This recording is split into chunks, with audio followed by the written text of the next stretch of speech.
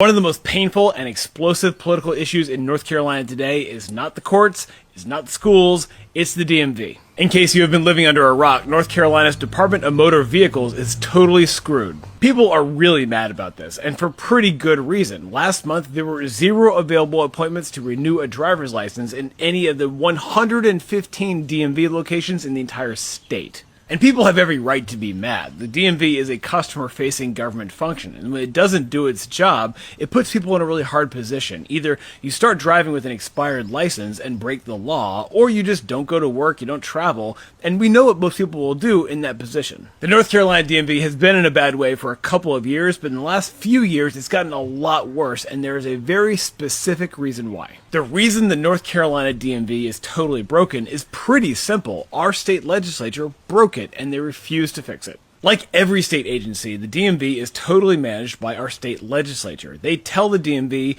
who they can hire, what they can pay, what those people can do, everything. Every year or so, a bunch of state lawmakers act out this elaborate performance of concern about the DMV, but here's the problem. They are completely at fault. This dude says he wants the DMV to work more like Great Clips. While North Carolina as a whole has grown by about 30% in the last 20 years, our state legislature has allowed the DMV to hire a total of 0 new staff. In fact, the state legislature sets a cap for the total number of employees the DMV is allowed to hire at all. That number is 568 and has not changed since 2003. But the DMV can't even hire that many people. They currently have a staff vacancy rate of 11%, and that's actually an improvement from a couple of years ago when they had a 30% staff vacancy rate. So there's a huge number of jobs that they just can't fill. Because, big shocker here, the pay sucks. Just a few years ago, the state legislature also forced the DMV to relocate its old headquarters from Raleigh out to Rocky Mount.